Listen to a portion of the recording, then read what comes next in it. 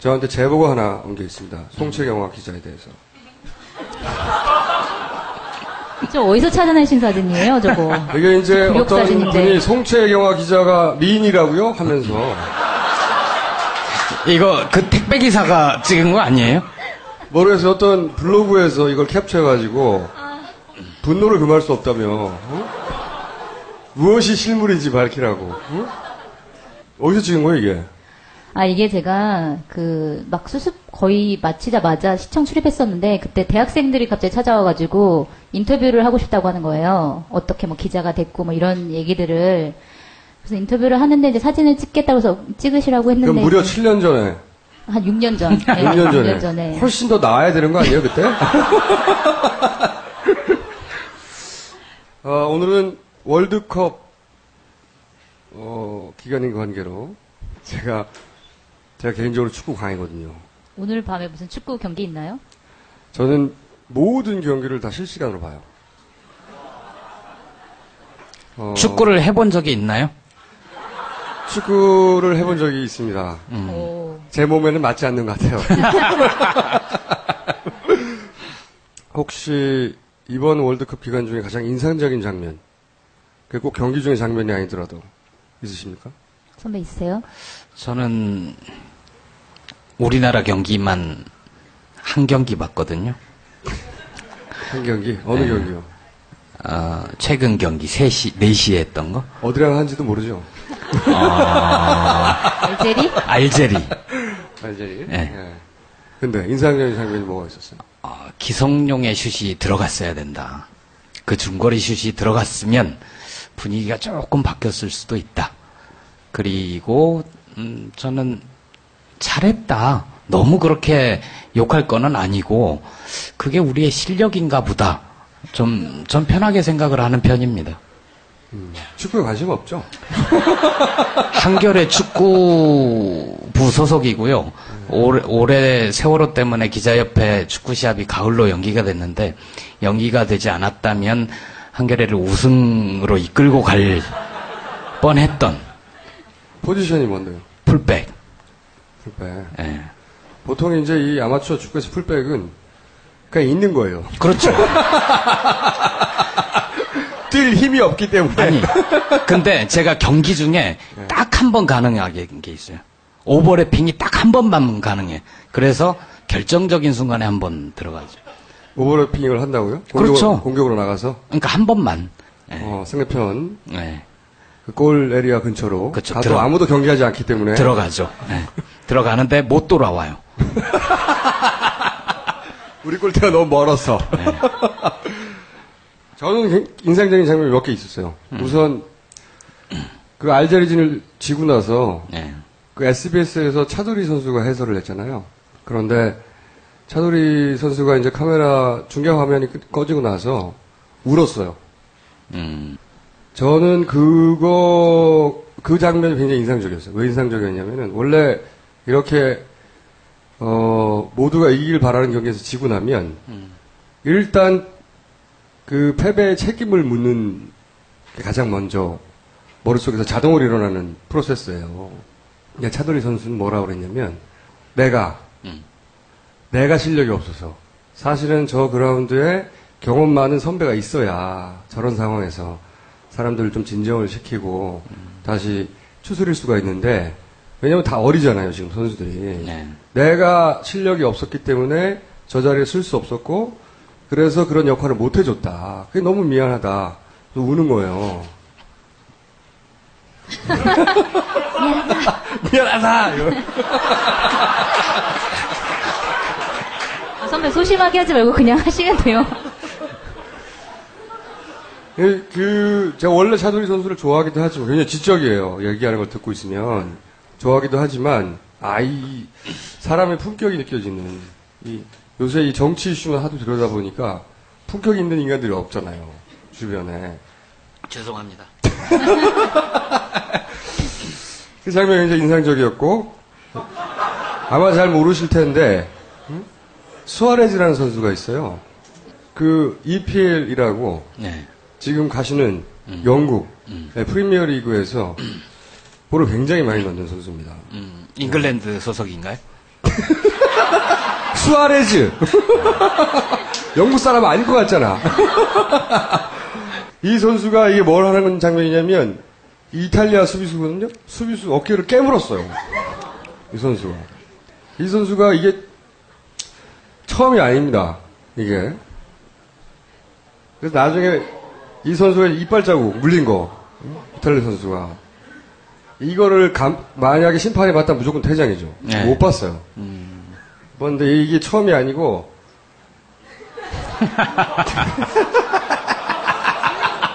예전에, 이 선수가 리버풀 소속인데, 첼시 선수하고, 이쪽이 첼시 선수, 팔을 깨물었어, 이렇게. 아예. 그래서 이게 물린 자국을 이렇게 신문에 크게 났습니다. 그리고 패러디가 굉장히 유행했죠. 이게 강아지 키우는 분들은 다 아는. 근데 저는 이걸 보고 좀 다른 생각을 했어요. 무슨 생각을 했냐면, 이 수아레즈 선수가 그 스트라이커로 골 감각이 대단히 좋은 선수입니다.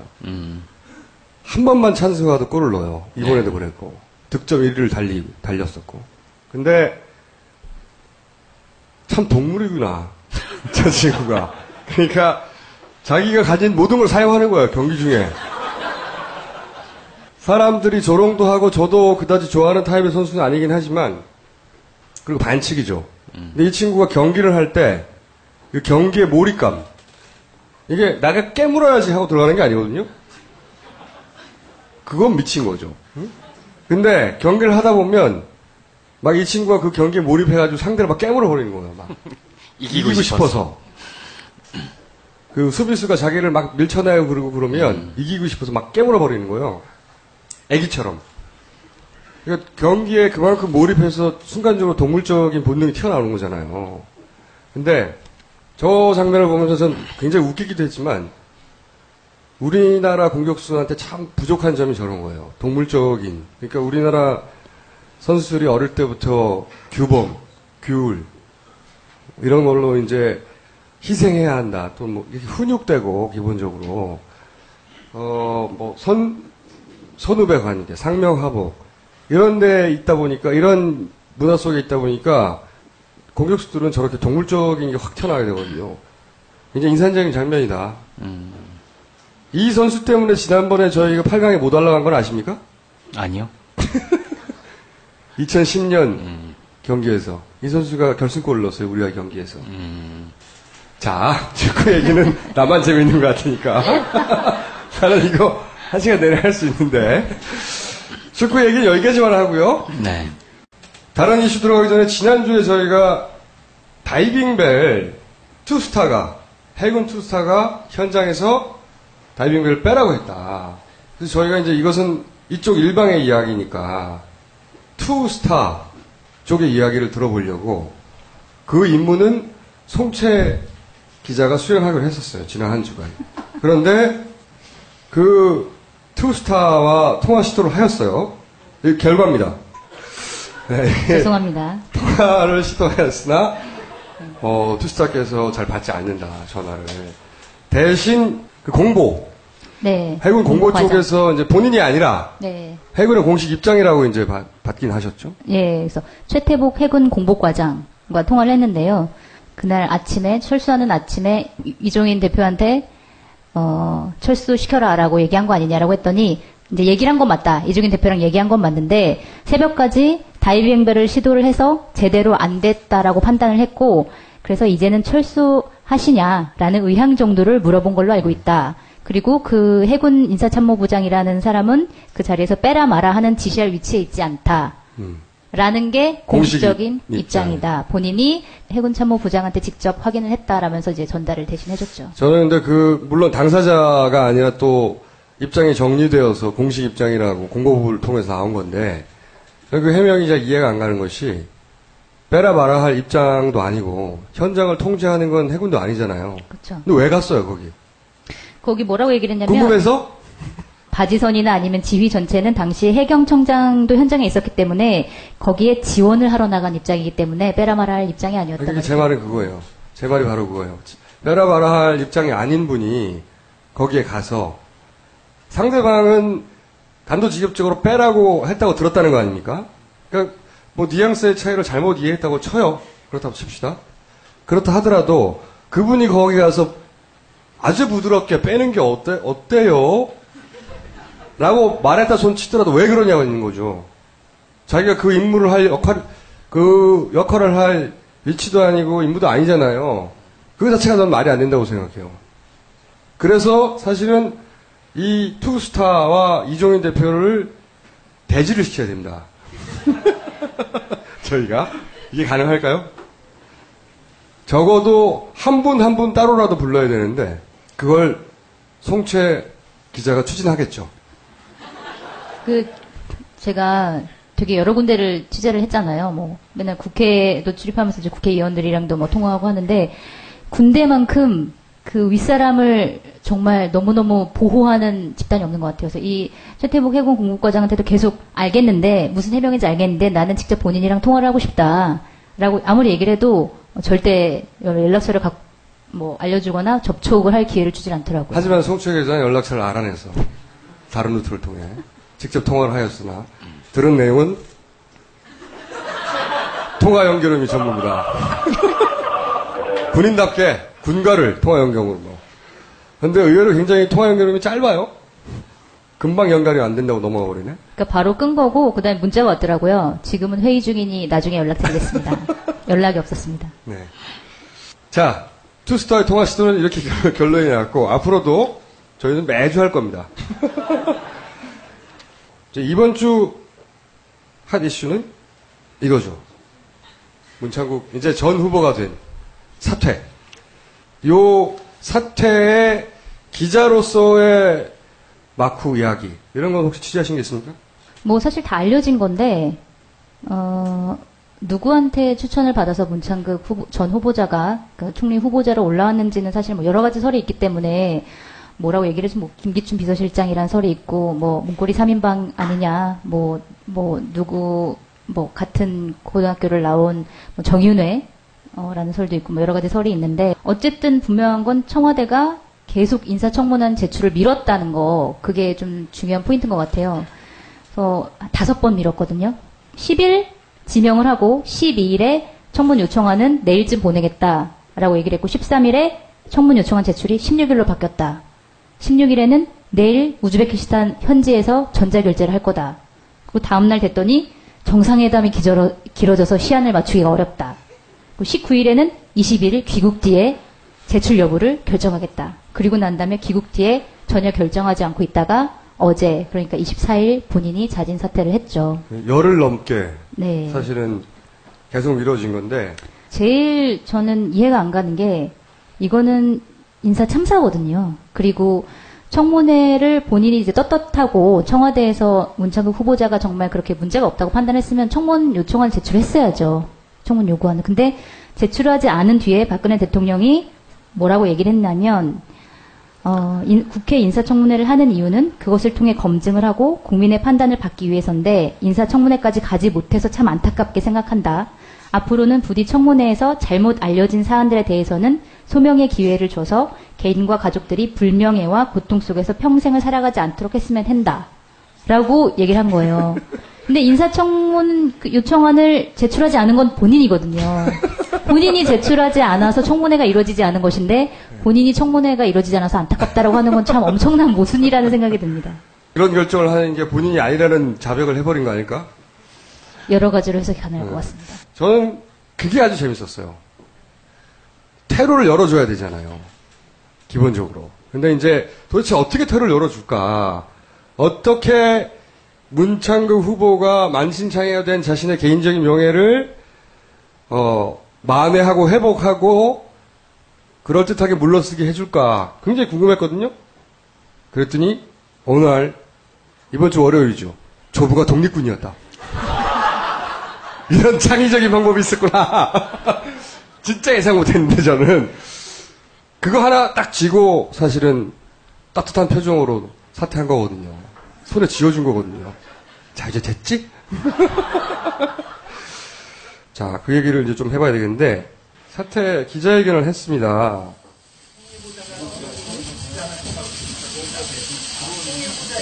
마지막 드릴 말씀은 제가 총리 지명을 받은 후 벌어진 사태로 인해 우리 가족은 역설적으로 뜻하지 않은 큰 기쁨을 갖게 됐습니다. 저를 친일과 반민족이라고 주장하시는 데 대해 저와 제 가족은 너무나 큰 상처를 입었습니다. 저의 가족은 문남규, 남영남자, 별규자, 할아버지가 3.1운동 때 만세를 부리시다가 돌아가셨다는 가족사를 아버님 문기석, 터기자, 주석석자 아버님으로부터 듣고 자랐습니다. 사실 우리 당시 민족 가운데 만세를 부르지 않은 분이 누가 있겠습니까? 그렇지만 돌아가셨다 그랬기 때문에 참 저도 그런 당당한 조상을 모시는 분이구나, 모신 사람이구나 저는 생각을 하면서 자랐습니다. 저에 대한 공격이 너무 사리에 맞지 않기에 검증 과정에서 제 가족 이야기를 해드렸습니다. 검증팀이 저의 집 자료를 가지고 보훈처에 알아보았습니다. 뜻밖의 저희 할아버님이 1921년 평북 삭주에서 항일투쟁 중에 순국하신 것이 밝혀져 건국훈장 애국장이 2010년에 취소된 것을 알게 됐습니다. 저의 자녀들도 검색을 해보았습니다. 여러분도 검색창에 문남규 그리고 삭주 이렇게 한번 쳐보십시오. 저의 원적은 평북 삭주입니다. 보훈처가 문남규 조부의 독립유공자임을 확인한 근거가 뭐냐 보훈처에 물어보고 자료도 받고 했어요. 보훈처가 오전에 연락을 받아서 조선일보는 확인으로 보도를 합니다. 특종, 단독. 이 보도를 보고 보훈처도 당황을 하긴 했다고 해요. 저희가 연락을 해보니까. 왜냐면 보훈처에서는 추정된다라고 했는데 조선일보는 딱 확인으로 박아서 확 뿌렸죠. 그리고 보훈처가 근거로 삼았던 것은 이제 독립신문 1921년 4월 9일자 독립신문 사면에 딱 한 번 등장하는 요 문장이에요. 종군하였던 이선찬 문남규 양씨가 순국하다. 이게 근거 자료의 전부입니다. 그럼 이거 하나를 가지고 어떻게 그 조부와 동일인임을 추정하였는가 들어보면 보도자료를 월요일 날 냈어요. 문남규 선생의 공적 상황. 거기 보면 한자가 동일하다. 첫 번째. 두 번째, 순국했다는 지역과 조부 문남규의 원적이 같다. 순국한 지역이 곧 원적지라는 논리가 어디서 성립된지는 모르겠으나 근거는 그래요. 수구초심이죠. 그리고 그 뒤에 부친 문 전 후보의 그 부친이 7세에 조부 문남규가 사망하였다고 한 진술. 그러니 이제 날짜를 맞춰보니까 그 시기와 일치한다 이거죠. 요 세 가지예요. 요 세 가지를 가지고 추론한다고 했더니 조선일보가 그걸 받아서 확 때려버렸죠. 그런데 이제 이걸 보고 민족문제연구소라는 데가 있죠. 친일파들 걸러내서 자료 만들고 오래 활동하신 분들이죠. 그분들이 이제 반론을 제기했어요. 일반적으로 공문을 심사한다 그러면은 이런 경우는 대부분 다 보류가 되는 거거든요. 그러니까 정확하게 일치가 안 되는 상황에서는 공적 심사를 할 때는 대부분 다 보류가 되는데 여기서 보면은 옛날에 들었던 얘기하고 신문 연도가 일치한다. 그렇기 때문에 동일인으로 추정된다. 이런 식으로 지금 보도자료가 돼 있거든요. 확정 지을 수가 없는 거죠. 사망지 하나 갖고. 그리고 사망한 게 21년이 아니라 그 독립신문 기사를 전체적으로 잘 살펴보시면 이게 20년 사망이거든요. 21년은 아니라는 얘기죠. 왜냐면 그 삭주 쪽에서 있었던 그 독립당 관련 사건들을 체크를 하고 있는데 대부분이 그 삭주에서 일어났던 게 20년 6월하고 8월, 11월 그 정도거든요. 그리고 이게 독립신문을 보면은 이게 이제 21년 정도에 누가 그 제보를 한 겁니다. 이게 지금 대한독립당 간부가 제보를 한 건데 제보를 해갖고 이제 기사를 21년 4월 9일자에 이제 실은 거예요. 근데 전체적으로 보면은 민국 1년하고 2년 사이의 일들이거든요. 대부분이 다 지금 기사들이. 그렇기 때문에 신문에 21년 4월 9일자에 신문에 실렸다 그러지만은 이거는 전체적으로 봤을 때 20년 2월 이후 그 20년 한 11월까지 있었던 사건들을 지금 정리해 놓은 기사라고 좀 판단하고 있거든요.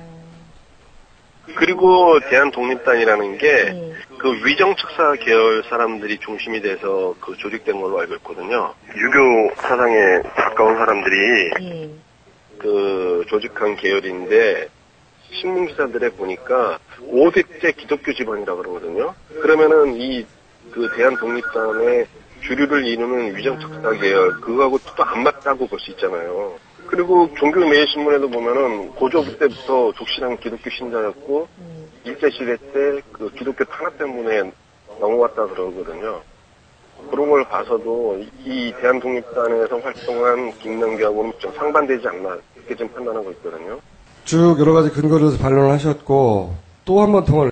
그러니까 대한독립단의 간부가 이제 독립신문에다가 대한독립단의 양력을 보내온 거잖아요. 보내왔는데 그 기술을 보면은 민국 원년, 그러니까 1919년 3월부터 이제 기사가 나가는 거예요.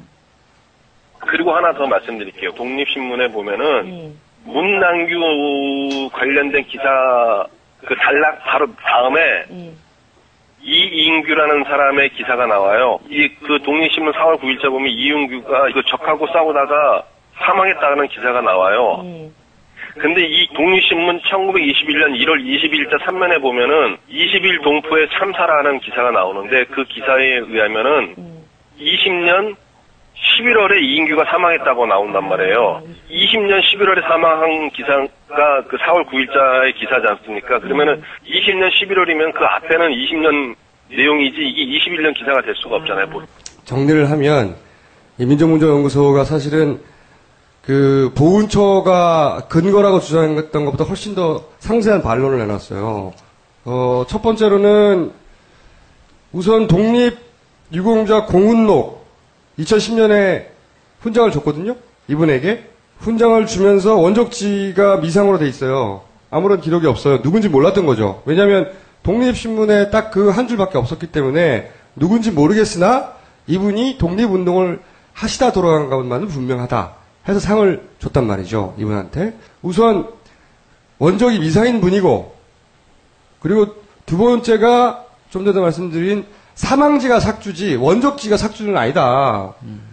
이걸로 확정된다는 건 말이 안 되고 일반적으로 이렇게 애매하면 보류가 된다. 확정이 되는 게 아니라 일반적인 심사에서는. 근데 왜 이번에는 보류가 될 정도의 정보밖에 없는데 이렇게 사실인 것처럼 보도가 됐냐. 뭐 이런 반론.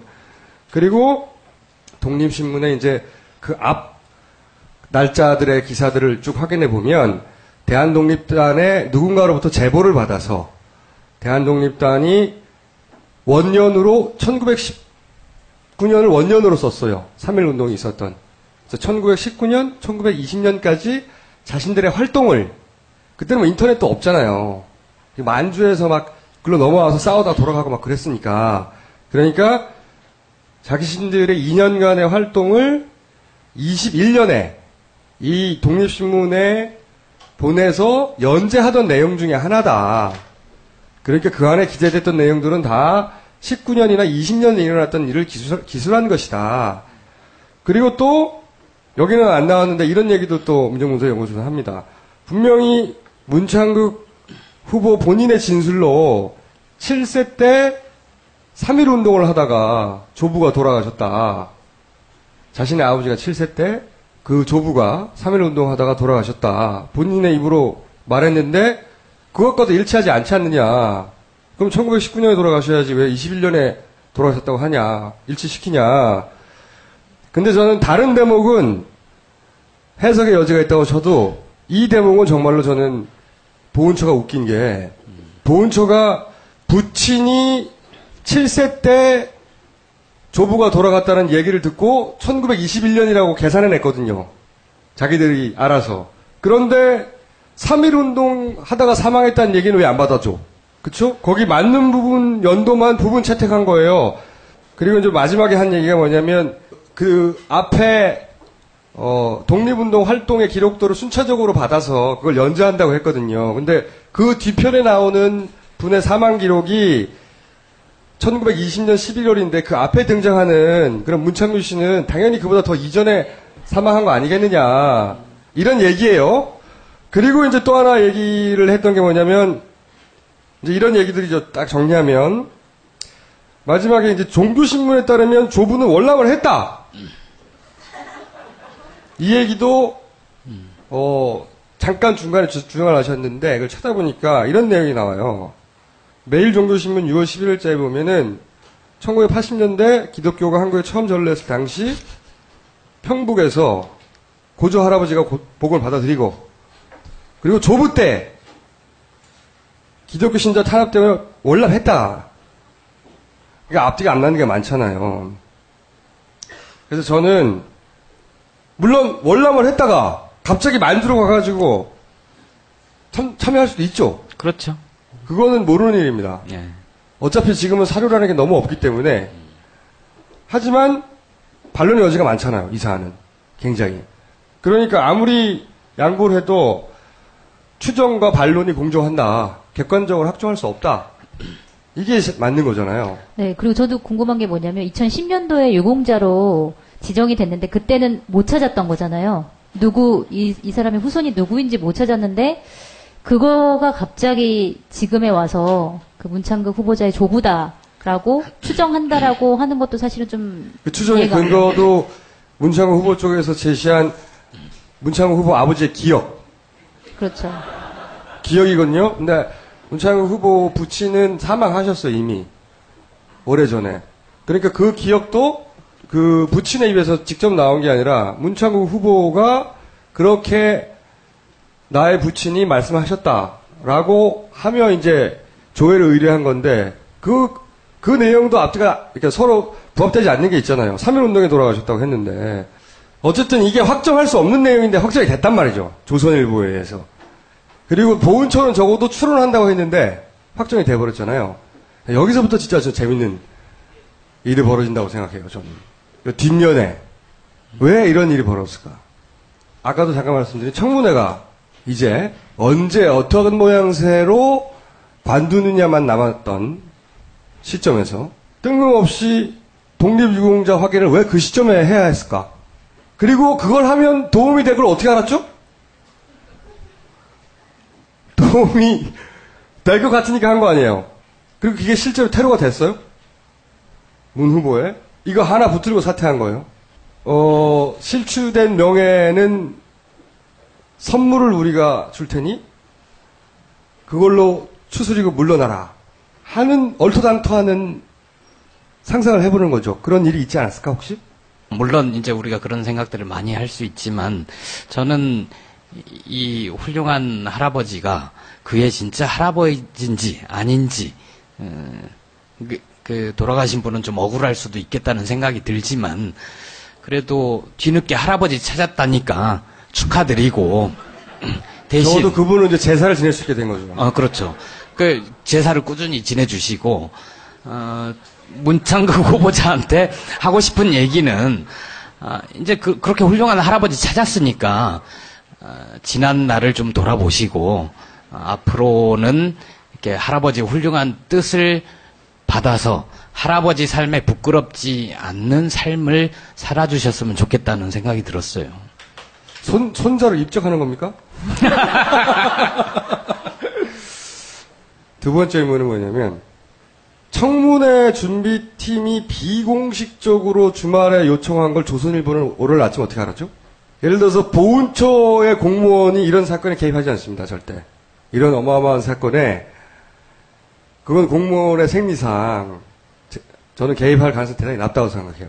그러면 청문회 준비팀이 알려주거나 또는 뭐 준비팀에게 어떤 지시를 내린 고위층이라고 할 수 있겠죠. 추정해보자면. 근데 그들이 독립유공자로 나올 걸 어떻게 알았죠? 조선일보가 보도해주면 좋겠다 하는 내용이 나올 줄 어떻게 알았냐고. 최동욱 검찰총장 얘기랑 비슷한 거죠. 그게 조선일보에 그대로 나온 것과 네. 좀 비슷한 맥락이 있는 거죠. 이 좋은 붙어치를 한번 해준 거죠. 조선일보가 최동욱 그 혼외 아들 논란을 보도를 한 다음에 굉장히 비판을 많이 받았잖아요. 보도에 대해서. 근데 올해 총과 작년 말에 한국기자협회에서 상을 줘요. 굉장히 보도 잘했다. 근데 그때 심사위원장이 문창극 전 후보자였다는 것을. 아, 그런 인연이? 네, 그런 인연이 있었습니다. 보훈인가요? 그러니까 이게 짜고 치는 고스톱이 아니었을까. 테러를 마련해주고 선물을 주고 어쨌든 언론이 받아서 크게 써줘야 되는데 사실은 이걸 단정적으로 확인이라고 말할 수 있는 내용이 아닌데 확인이라고 세게 쳐주는 과감한 파트너가 필요하지 않았을까. 여기까지는 쉽게 상상할 수가 있어요. 어느 정도. 상상을 했다는 거지 이게 사실이라는 얘기는 아닙니다. 전혀 다른 얘기예요. 절대 말이 안 되는 추론이죠, 이런 건. 그런데 그러니까 여기까지는 청와대가 배우가 아닐까, 뭐 고위층의 배우가 아닐까 그런 추론이 가능해요. 근데 세 번째 의문이 저의 가장 재밌는 포인트의 의문입니다. 뭐냐면 조선일보가 그렇게 확 KBS를 막 비난하고 초반에 논지하고는 다르게 갑자기 감싸는 모드로 어느 순간 변하기 시작했잖아요. 그리고 마지막에는 아예 대놓고 확정이라고 자기들도 확정 아닌지 알면서 써버렸잖아요. 조선일보는 왜 이렇게까지 적극적으로 나왔을까? 문창극을 위해서. 문창극을 위한 것처럼 보이잖아요. 조선일보는 굉장히 계산이 빠른 신문입니다. 자기 이해가 걸리지 않으면 이렇게 확정 아닌 것에 확정이라고 확 걸지 않아요. 그래서 이상했어요, 저는. 왜 조선일보가 이런 걸 세게 이렇게 받아줄까? 근데 제가 오늘 낮에 그 의문을 풀었어요. 뭘 보고 풀었냐면, 자, 오늘 새누리당 앞에서 어버이연합이 시위를 합니다. 그런데 여기 보세요. 김무성 구태 정치꾼 김무성을 향한 시위를 합니다. 졸라 희한하잖아요. 만약에 이 어버이연합이 정말 문창국 후보의 사태가 안타까웠다고 칩시다. 그러면 서청원 의원을 공격했어야 돼요. 안 그래요? 기자회견하고 사퇴하라고 막 한 거는 서청원 의원이고 김무성 의원은 사퇴하란 말 안 했어요. 사퇴하고 나서 김기춘 비서실장에게 일말의 책임이 있다. 아주 살짝. 서청원 의원이 그렇게 한 건 이해가 가요. 왜냐면 문창극 후보 때문에 박근혜 대통령 지지율이 떨어지고 박근혜 대통령 지지율이 떨어지면 친박계의 힘이 빠지고 그럼 자기의 당선 가능성도 낮아지고 그러니까 빨리 털어내라 이거 아니에요. 너 빨리 나가. 응? 우리 다 죽게 생겼어. 당권도 못 잡고 다 죽게 생겨서 이렇게 막 치고 나가는 거죠. 그러면 김무성 의원은 가만히 있었을까? 김무성 의원 후보의 입장에서는 관두면 안 되는 거예요. 그래야 저쪽에 타격을 줄 거 아니에요. 김무성 후보가 문창극 사건 관련하여 괘씸한 겁니다, 뭔가. 그런 괘씸한 일이 벌어졌는데 그 괘씸한 일이 뭘까? 하다가 이런 소설이 하나 나오고 사실이 아니죠. 하지만 그런 종류의 암투가 분명히 있었고 그것이 심기를 불편하게 만들었고 그래서 출동을 시키고 그리고 이게 포탈에 보도되게 만드는 그냥 추정한 거죠? 물론이죠. 아무 근거 없이. 예. 정치는 언제나 보도되는 거 말고 그 뒤에 진짜 힘의 역학이 어떻게 부딪히고 있는가를 봐야 진짜 재밌는 게 보이죠.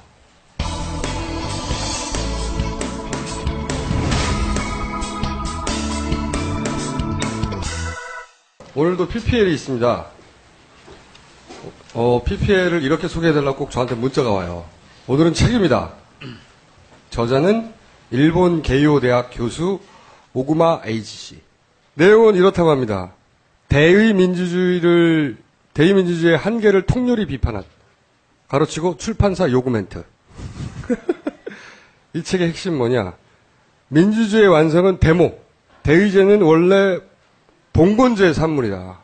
데모가 봉건제를 파괴할지는 몰라도 민주주의를 파괴하는 것은 절대 아니다. 그러면서 선거가 민의의 전부라고 여기지 말고 실망하지 말라. 선거는 민주주의의 수단일 뿐 목적이 아니다.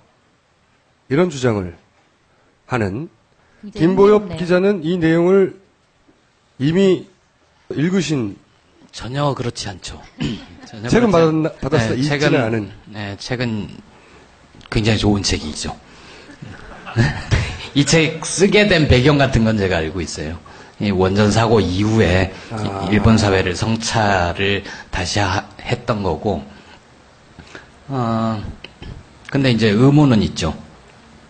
대의제 민주주의는 지금까지 합의할 수 있는 최고 수준의 제도잖아요. 데모는 나쁜 게 아니다. 전적으로 동의하지만 그렇다면 대의민주주의 이후의 대안은 무엇인가?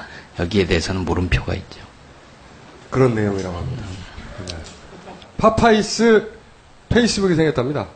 네. 주소가 김호준의 파파이스 참여 메일은 똑같습니다. 시사 KFC @gmail.com으로 많은 제보와 참여. 메일을 안 바꿨네? 네, 메일 안 바꿨습니다. 지난 시간에 통화가 삭제된 것 같다 라고 주장하신 생존자 학부모 대표의 이야기가 있었고, 그리고 바로 전 시간에는 변호사, 이 진상조사를 하고 있는 변호사분이 그런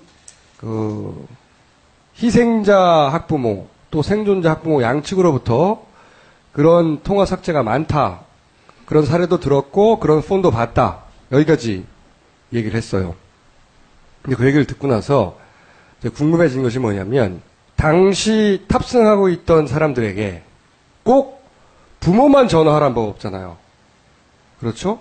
그 사고 소식을 들은 친구들이나 또는 뭐 친인척이나 동료들이나 이런 분들이 그 탑승자에게 전화했을 가능성이 매우 높지 않습니까?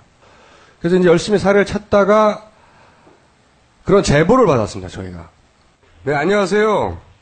네, 안녕하세요. 네. 세월호의 인솔 교사로 타셨던 분의 친구로 제가 알고 있습니다. 예, 맞습니다. 네. 그 사고 당일 인솔 교사였던 분, 이분은 아직도 시신이 발견되지 않고 있는 상태인 거죠? 예. 그러면은 본인의 통화 목록이 삭제된 걸 발견하신 건 언제입니까? 지난번 저기 방송 듣고. 방송을 확인을 듣고? 했거든요. 예. 제가 원래 통화량이 많으면 이게 뒤에서부터 차곡차곡 이렇게 삭제가 되잖아요. 그렇죠. 네. 네, 근데 이제 저는 통화량이 많지 않아서 날짜를 확인했더니 12일부터 기록이 남아있더라고요. 그것뿐만이 아니라, 네. 그러니까 제가 지금, 16일부터 28일까지를 제가 다시 확인을 다 했었는데요. 네.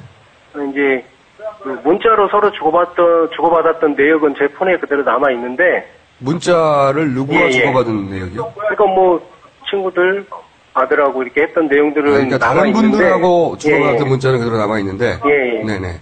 근데 음성통화를 했던 내용이 28일까지 한 건도 남지 않았더라고요.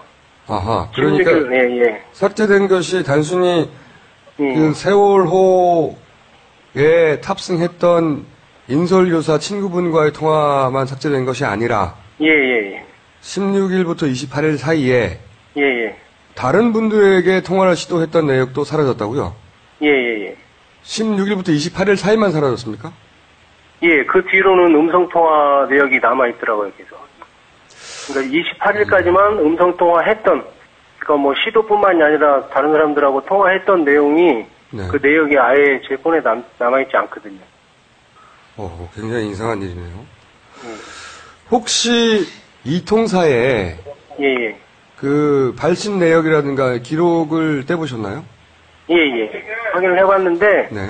사고를 당한 친구한테 걸었던 그 내역은 나와 있지는 않고요. 아, 그것은 그다음에, 없고요, 예, 아예. 예. 예, 그 과정에서 뭐 이제 뭐 내려갈 때 친구들하고 뭐 연락하고 뭐 이랬던 내용들은 남아 있더라고요, 그대로.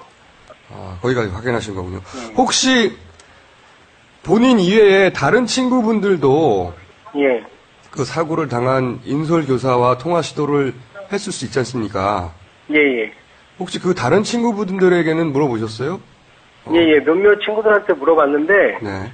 그 중에 다른 친구들은 이제 통화량이 많으니까, 넘어갔을 거다. 그 날짜에 다 넘어갔고, 한 친구가 그 날짜가 기록이 남아 있었는데, 네. 그 사고당한 친구하고 그 통화를 시도했던 그 기록은 없어졌다고 얘기를 하더라고요. 아, 본인 역시도. 예, 예. 아. 그러니까 그 친구가 저하고 16일 당일날 밤에 10시 이후에 이렇게 통화를 했었거든요. 네. 저하고. 네네. 근데 그 내역도 없다고 저하고 똑같이. 아, 정말 이상한 일이네요. 혹시 다른 친구분들 이 통화 내역을 이 통사에 확인했는지는 모르시죠? 그 저하고 통화했던 친구한테 확인을 해보라고 했더니 이제 그 내역이 전화기 없는데 그 통화 내역에는 있는 걸로 저처럼 똑같이 그렇게 나와 있거든요. 예. 사고를 당하신 인솔교사 친구분과의 통화는 이 통사에도 둘 다 남아있지 않고, 예, 예. 그리고 폰에서는 삭제되었지만 친구분들끼리의 예. 통화는 이 통사에는 기록이 남아있고, 예, 예. 이게 공통점이군요. 예, 예. 오늘 말씀 감사합니다. 예, 감사합니다. 수고하세요. 이분은 철저하게 제3자예요. 탑승했던 인솔교사와 친구였던 사람인 거죠. 그러니까 우리가 초반에 혹시 가족들이어서 격앙되어서 작은 일을 크게 이렇게 민감하게 받아들인다든가 이런 케이스가 아닌 거예요. 그리고 이분은 한 번 통화를 한 게 아니라 사고 당일날 저녁에 통화 시도 해보고, 그리고 그 사이에도 혹시 몰라서 계속, 왜냐면 초반에는 계속 살아있을 가능성이 있다는 얘기가 있었으니까 통화 시도 해보고, 그리고 그 주 일요일날 평목항에 직접 내려가서 친구분들끼리 돌아가면서 내려갔대요, 이제. 내려가서도 시도를 해보고. 근데 결과적으로 그 인솔교사였던 분과의 통화 시도는 이 통사에도 남아있지 않고, 그것은 자기뿐만이 아니라 같은 친구들, 그렇게 통화 시도를 했던 친구들도 다 없다고 하더라. 그런데 이상하게도 그것만 없는 게 아니라 본인의 휴대폰에서 16일부터 28일 사이에 다른 통화들도 다 없더라. 그런데 그거는 이 통사에는 있더라. 그건 친구도 마찬가지고. 지금 확인한 사항은 여기까지인 거예요. 저는 이분의 그 진술은 굉장히 신빙성이 높다고 생각합니다. 실제 통화를 하지 않았는데 통화했다고 말할 이유가 하나도 없는 거죠. 그렇죠? 그러니까 이거는 저는 루머가 아닌이라고 생각하는 거죠. 실제 이런 일이 벌어졌다.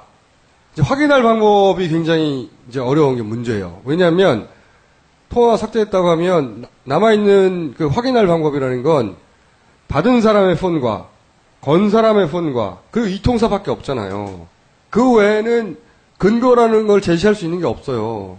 이 통사에서는 없다고 하고 자신의 폰에서도 없다고 하고 남은 것은 이분들의 기억밖에 없는 거예요. 근데 이런 사람이 저희하고 전화 연결이 된 사람은 이분밖에 없지만 생각해보면 이분이 이랬다는 거는 그날 그 배에 탔던 사람에게 통화를 시도했던 무수한 사람들의 통화 기록들이 삭제되었을 가능성이 대단히 높다. 이렇게 추론할 수 있는 거죠. 이거 저는 수사 대상이라고 봅니다. 그렇게 생각 안 드십니까? 그렇게 될 경우에는 네. 이 개인 정보를 가지고 삭제가 됐다면 그런 게 아니라 그런 게 아닌 것 당시에 그쪽으로 연결됐던 기지국으로 연결됐던 그렇죠. 들어간 거 나간 거 이거를 몽땅 누군가가. 삭제한 네. 거잖아요. 그렇죠. 그 전에 처음에 이제 그 생존자 가족 대표님의 얘기를 듣고는 가족 관계를 어떻게 파악해서 어떻게 알았을까 이렇게 추론했지만 지금 이분의 케이스를 이제 거기 포함시키면 가족 관계를 추론하는 게 아니라 아예 그 해당 지역의 기지국에서 그 세월호의 탑승객을 향했던 통화 시도들 실제로 통화가 됐다고 주장한 분들도 있어요. 사실은 초반에 가족들 중에 10시 이후, 11시 이후에 통화가 됐다고 주장하시는 분도 있지만 그건 사실 뭐 우리가 입증할 수가 없었거든요. 그동안. 그래서 그건 아마도 너무 흥분하고 안타깝고 그래서 뭐 저런 주장을 하시나 보다 이렇게만 생각하고 넘어간 저는 그런 영상도 본 적이 있어요. 통화가 됐다고 막 외치는 영상을. 근데 그렇게 단정할 수 없다 이제. 근데 모든 이제 제보하신 분 말고 수많은 사람들이 시도를 했을 거 아니에요. 그 탑승객들한테 모든 것들이 다 없어진 건지 아니면 몇몇 케이스가 이렇게 있는 건지 그게 좀 그거를 확인할 수가 없으니까 방법은 사실 그때 당시 세월호에 탔던 생존자든 혹은 희생자든 간에 그분들과 인연이 있어서 통화 시도를 했던 모든 분들이 자기 폰을 통해서 확인을 해야 그런 케이스가 얼마나 되는지 알 수 있을 텐데 지금 벌써 2달이나 지났기 때문에 자기 폰에 밀려서 사라진 분도 많을 거란 말이죠. 확인하기 쉽지 않으나 적어도 이 케이스로 볼 때는 이게 단순히 이분만 그랬을 리가 없다고 추론하는 게 맞죠. 합리적인 추론이라고 보는데 그래서 저는 그렇게 생각해 봤어요. 왜 그러면 16일 당일날 그 사망했던 그러니까 사망한 것으로 이제 사실상 결론 지을 수밖에 없는 그 인솔교사 아직도 안 나오신 분 중에 한 분이에요. 그분과 통화 목록만 삭제하지 왜 다른 것도 쓸데없이 폰에서만 지웠을까? 이 통사 기록에는 남겨두고 지울 수 있는 그런 어떤 방법이 있었다면 다 지우지 않고 그건 생각해 봤는데 이분이 그랬듯이 혼란을 야기하려고 그랬던 거 아닐까. 혼돈을. 기계적 결함으로 알 수 있게 하기 이거 위해서. 지워진 거 보니까 딱 그날만 지워지면 오히려 의심할 수 있는데 여러 가지가 지워지니까 이때 뭔가 좀 기계적 보장이 있었나? 이렇게 생각하게 만들고 혹시 그 사이에 기록을 이 통사에 확인해 보면 있으니까 있구나 하게 만들고 뭐 이런 혼란을 야기하려고 하는 의도 아니었을까 오히려. 그렇게 생각하면 더더욱이 뭔가 치밀한 통화 삭제가 일어난 게 아니겠느냐. 그 외의 방법으로 이걸 설명할 길이 있나요? 그래서 이제 우선 기술적 가능성을 따져봤어요. 기술적 가능성을 알아보던 와중에 또 한 분으로부터 제보가 왔는데 이분은 이제 해외에 계시는 분이에요. 해외에서 블랙베리라는 폰 있잖아요. 블랙베리사에서 근무했던 분이에요.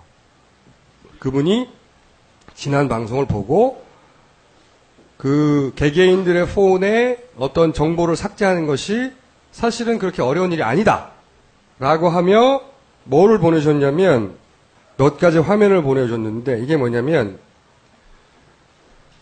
이건 블랙베리 기준입니다. 휴대폰을 만드는 회사에서 우리로 치면 삼성전자, LG전자 휴대폰을 만드는 회사에서 이 통사 SKT나 KT나 LGT 이 통사한테 폰을 제공할 때 계약을 맺을 때 이 통사가 원하는 기능이 있대요.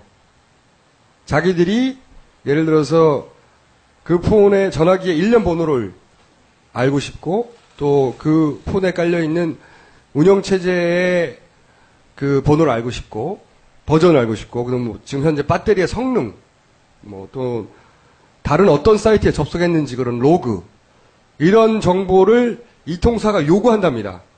이 통사에 따라서 요거 내용은 조금씩 달라지는데 그러면은 휴대폰 제조사가 폰에다가 그걸 미리 심는데요. 미국의 경우에는 뭐 버라이즌이나 AT&T나 이런 데서 각 이 통사가 우리의 서비스할 폰들에는 이런 소프트웨어를 심어달라 이런 기능을 가진.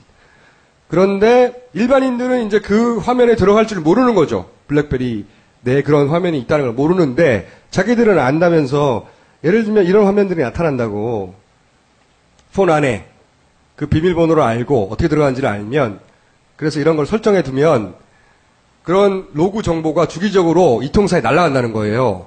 그래서 예를 들어서 휴대폰을 분실했다. 그러면 그 휴대폰이 어디 있는지 정보와 그리고 그 휴대폰의 내용을 주인이 아닌 사람이 가지고 있으면 삭제해버린다든가 그런 기능이 아예 애초부터 휴대폰에 탑재되어 있다는 거죠.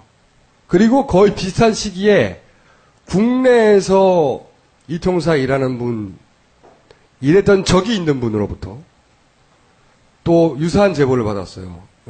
여기서는 블랙베리는 이걸 빌드라고 부른대요. 명칭을. 이런 일종의 스파이웨어죠. 소비자가 모르니까. 우리나라에서는 그걸 DM이라고 부른답니다. 디바이스 매니지먼트. 그런 프로그램으로 거의 유사한 내용을 말씀해 주시더라고.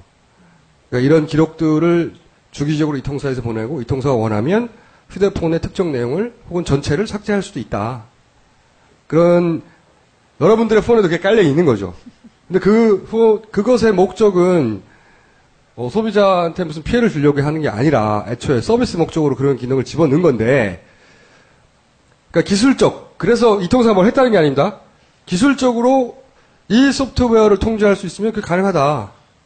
어려운 일이 아니다. 제보가 하나 있었고. 그래서 이번에 그렇게 했다는 게 아니에요. SKT 나한테 뭐라고 하지 마.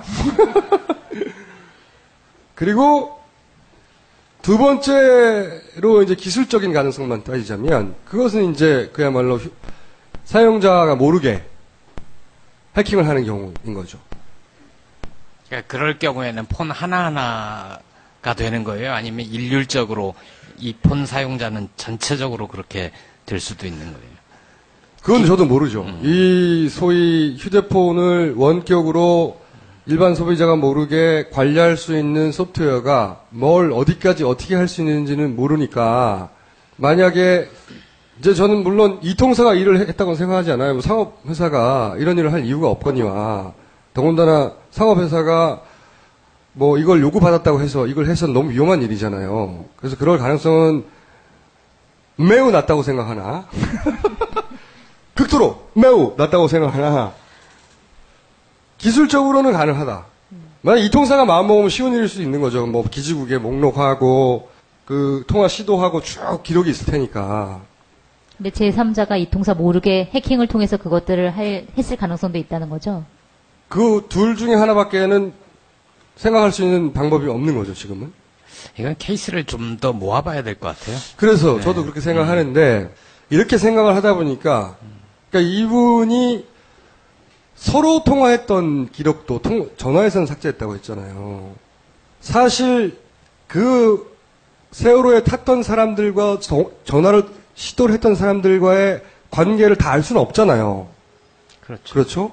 아마도 거기에 300명이 못 나왔다고 하면 실제 그분들에게 통화 시도를 했던 사람은 수천 명이 될 수 있잖아요. 그러니까 수천 명의 관계를 일일이 다 파악할 수 없었을 거 아닙니까? 그러니까 아마 일정 정도의 규칙을 가지고 통화 시도를 한 사람 중에 공통점이 만약에 존재한다. A라고 하는 탑승자에게 B와 C가 전화 시도를 했다. 그러면 B와 C가 탑승자가 아님에도 불구하고 서로 통화 시도했을 때도 대상으로 삼다든가. 뭐 그런 시도들. 아니면은 어차피 거기에 남아있었던 분들의 핸드폰 번호를 다 파악하고 있었을 테니까 그 번호와 특정 시기에 그 번호와 연계된 모든 통화 내용을 다. 그랬을 수도 있고요. 네, 통화 내용 중에서 전화번호를 다 뽑고 그 전화번호에 해당되는 통화 내역을 그 희생자와의 통화 내역뿐만이 아니라 다른 사람 것까지 삭제한 그럴 가능성. 그런 생각도 해봤고 또 한편으로는 이 사건의 실체를 감추려는 시도라고 해석할 수밖에 없잖아요. 그렇게 삭제한 이유가 도대체 뭔가를 숨기기 위한 그러니까 거다. 예를 들어서 누군가가 실제 우리가 알고 있는 시간보다 더 오래 생존했다든가 그런 여러 가지 정황들을 일제히 다 그것만 삭제하는 게 아니라 만약에 그랬다면 저는 이게 단순히 탑승자나 희생자뿐만 아니라 사건과 관련된 사람들, 관련자, 뭐 선사와 뭐 해경과의 통화, 기타 이런 통화에서의 삭제도 분명히 일어났을 것 같고 해경 중에도 이런 폰에 자신도 알지 못하는 사이에 삭제가 일어났을 수 있다. 그래서 어쨌든 저는 통화 삭제는 일어난 것 같다 이제 라고 말해도 되는 것 같다는 거죠. 참고로 아이폰에는 이런 게 안 깔린답니다. 스티브 잡스가 거부했대요. 졸라 땡큐죠. 다시 한번. 잡스하고 통화해 보셨어요? 이게 저는 몰랐는데 이런 게 화제가 됐었대요. 그 업계에서는. 세월호와 관련해서는 이 외에 몇 가지 더 조사하고 있는 사안들이 있는데 그거는 진척이 된 다음에 다시 거론하기로 하고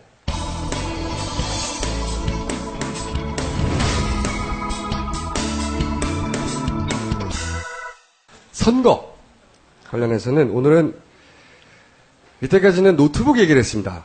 그죠? 노트북에 네트워크 카드가 있는데 왜 안 빼냐고, 왜 안 빼냐고. 우리가 도라이버로 빼준다고. 우리가 빼준다고. 어? 빼라고 제발. 아직도 선관위에서는 선관위는 선관위 입장에서의 성실한 답변을 했어요.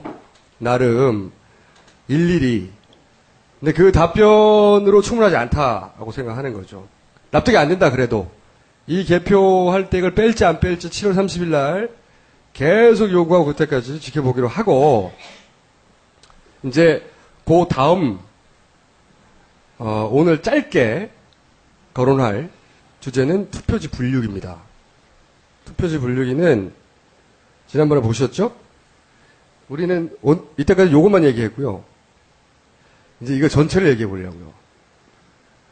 왜 지엽적인 거에 매달려? 전체를 다 얘기한다니까 기다리라고.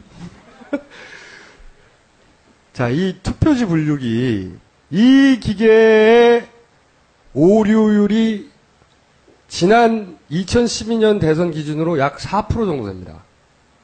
4% 정도는 표를 제대로 분류를 못하고 오류를 내요. 근데 이 4%가 질문입니다. 이제 잘 들어보세요. 오늘은 질문으로 마감하려고 하는 거예요. 4%가 사실 굉장히 높은 겁니다. 이 기계는 투표를 분류하는 세상에 단 하나밖에 없는 종류의 기계가 아니에요. 이 투표지 분류기라고 하는 기계의 모델이 되는 것은 그 이전부터 오래전부터 쓰여왔던, 예를 들면 수표 분류기. 수표가 금융권에서, 우리나라에서는 수표 종류가 정해져 있지만 외국에서는 여러 가지 책이 있잖아요. 개인 수표 많잖아요. 손으로 사인해서 쓰는 그 개인 수표들을 분류하고, 금융권에서는, 혹은 우편물 있죠. 이거보다 어마어마하게 큰 모델로 우편물이 여러 가지 크기의 봉투들이 등장하고 거기에는 주소가 등장하잖아요. 그럼 그걸 분류해야 되잖아요. 주소지로 탁탁탁탁탁. 근데 이걸 다 손으로 하면 엄청나게 시간이 걸리잖아요. 그래서 이미 오래전부터 우편물 분류 혹은 수표 분류기로 이런 기능을 가진 기계들이 오래전부터 쓰였어요. 우리나라에서도 쓰였지만 이런 수표 분류기에 해당되는 기능을 가진 제품은 외국에서는 아주 오래전부터 쓰였어요. 그 기능이 본질적으로 똑같아요. OCR이라고 하는데 뭔가 지나가면 그걸 읽어드려요. 이미지를 읽어드려서 비교를 해서 맞다 틀리다 분류하는 거죠. 얘는 A, 얘는 B 이런 식으로. 기능은 간단해요. 예를 들어서 보여드리면 다른 나라의 제품인데 기본적으로 똑같은 겁니다. 수표를 집어넣으면 수표를 착착착착착착 분류하는 거예요. 우리나라의 개표도 개표지에 어디에 찍었냐에 따라 착착착 분류하는 거잖아요. 본질적으로 똑같은 거예요, 기계가. 그 기능이. 그런데 이런 기계들이 사실은 이 투표지는 생각해 보시면 딱 정해진 크기의 투표지에 딱 정해진 크기의 도장만 어떤 영역에 찍는 거를 읽어내는 거죠. 그렇죠? 여기는 그보다 더 복잡해요. 이게 위조인지 아닌지도 가별합니다. 그러면서 손으로 썼단 말이죠. 주소를 쓰는 것도. 이거는 체크지만 우편물 분류하는 거는 손으로 쓴 주소도 식별을 해내요. 그리고 봉투들이 크기가 다르단 말이에요. 그것도 분류를 해요. 그러니까 투표지 분류기가 이렇게 아주 간단한 기능, 도장, 똑같은 규격의 도장이 어느 지점에 찍혔나를 읽어서 분류하는 것, 이런 초간단한 기능을 가진 투표지 분류기가 이런 그보다 훨씬 어려운 기능을 수행하는, 복잡한 기능을 수행하는 이런 제품들의 오류를 물어보니까 0.몇 %대예요. 그런데 4%면은 100배가 많은 겁니다. 이렇게까지 오류를 많이 내는 이유가 뭘까? 물론 오류가 난다 하더라도 뒤에 심사집계부에서 사람들이 수교표를 확실히 하기 때문에 문제가 없다. 이게 선관위 입장이에요. 저는 근데 거기까지 나가기 전에, 나중에 따지고 이 기계가 왜 이렇게 오류가 많냐는 거지. 실제 우리나라에서 이런 소팅 기계, 이거를 분류하는 소트, 리드, 판독하여 분류하는 리드 소트 기계류의 기술이 상당히 뛰어납니다. 그런데 4%대의 오류율이라고 하면 지난 2012년을 통계를 내보니까 대략 4%대 가까이 되는데 4%대라고 하면 만약에 3천만 투표했으면 100만이 넘는 오류 투표가 나온 거예요. 물론 그건 나중에 심사직급에서 제대로 판독해서 문제가 없다. 라고 하는 것이 이제 선관위의 입장이나 그건 나중에 따지고요. 왜 기계가 이렇게 오류를 많이 내냐고! 왜? 그래서 제가 오늘 드릴 질문은 뭐냐면 이 기계를 꼭 이렇게 윈도우가 깔린 100만원짜리 노트북을 1000몇백 대를 사가지고 여기 끼웠어야만 이 기계가 작동하는가? 이거는 이런 기계, 이런 자동화 기계의 설계나 프로그래밍의 경험이나 지식이 있는 분들은 답을 할 수 있을 거예요. 그런 답을 좀 해달라는 그런 제보나 답을 해달라는 질문이기도 합니다. 왜냐하면 제가 이걸 공부를 하다 보니 이런 유수한 기계들이 이런 식으로 작동하지 않더라고요. 네, 해외 같은 경우에 투표지 분류기가 얼마나 오류를 내는지는 뭐 나와 있는 게 없나요?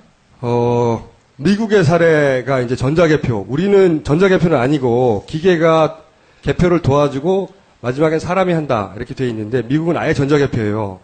전자적으로 투표하고 전자적으로 개표하는 그 사례는 이제 앞으로 한 5번째 시간 정도 되면 등장할 스케줄상 예정이고 그건 이제 그때 얘기를 다시 해보자고요. 지금은 이 투표지 분류기가 왜 이렇게 오류가 많은가? 이거 어려운 기술도 아닌데. 그리고 이게 꼭 이렇게 100만원짜리 노트북이 붙어서 거기 네트워크 카드가 있네, 없네, 막 떼라, 어쩌라. 이렇게 만들 수밖에 없는 건가? 이거보다 훨씬 더 정확하고, 간단하고, 네트워크도 필요 없고, 네트워크가 없으면 첫 번째 제기한 문제는 그냥 넘어가는 거 아닙니까? 이게 왜 중간에 네트워크가 될 수도 있는 여지를 조금이라도 남겨도 이런 이의제기는 사라지는 거 아니에요?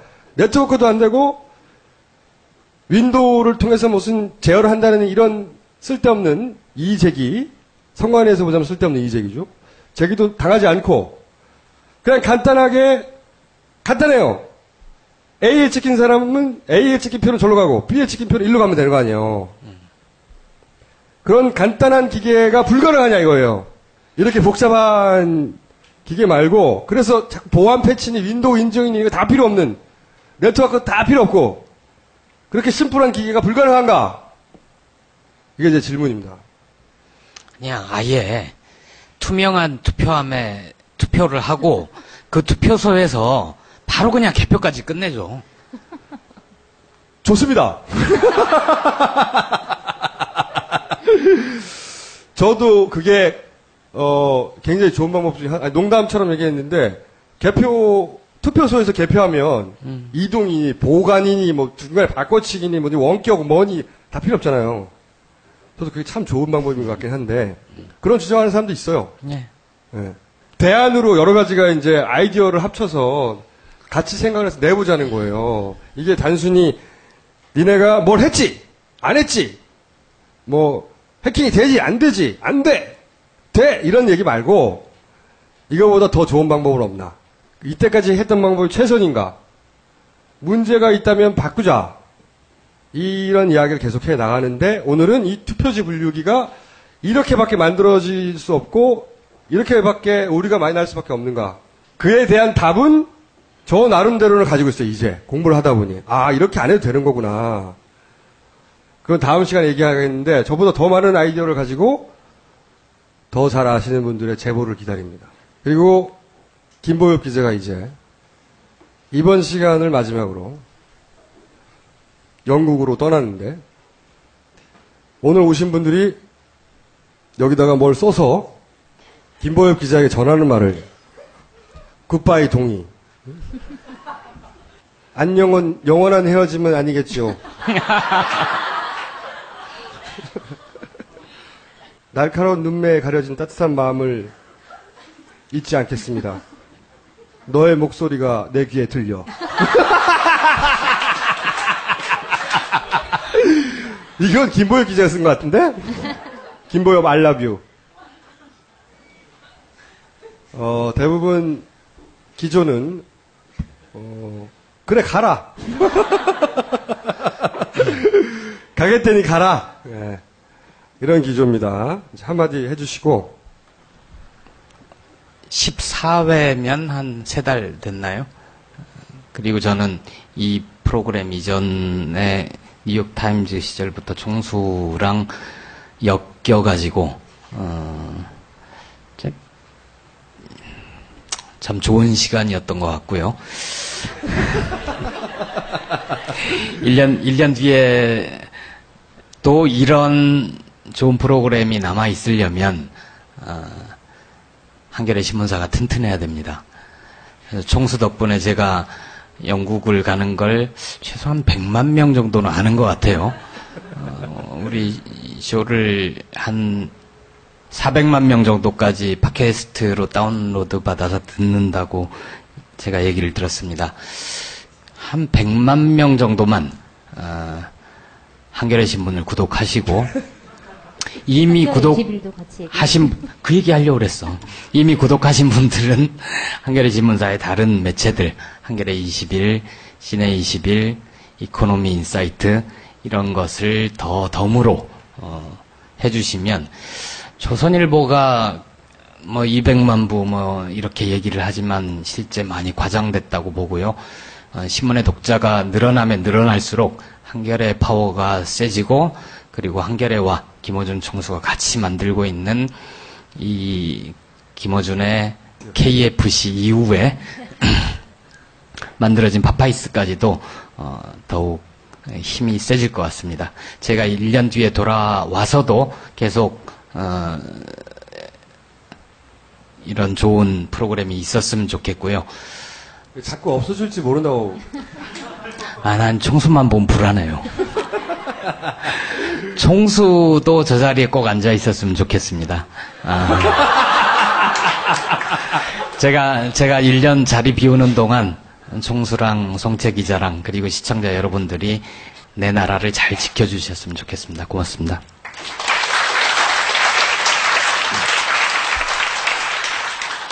저 얘기가 이제 농담으로만 들리지 않는 게 제가 지난주에 이제 고법에서 출두하라는 2심이 이제 시작돼요. 내일 모레부터. 1심에서 검찰이 저한테 구형을 한 게 1년 반이에요. 1년 반이었나? 2년이었나? 2년이었던, 2년이다, 2년. 그 사건에 이제, 2심이 시작되는 거죠. 김보엽 기자가 돌아올 때쯤 그 재판이 무사히 잘 끝나서 그래야 할 텐데. 그럼에도 불구하고 이 세월호, 선거, 물론 뭐 다른 사안이 생기면 계속해서 다른 사안도 얘기해 가겠지만 이제 선거나 세월호에 관한 이야기는 점점 언급하는 것이 없거든요.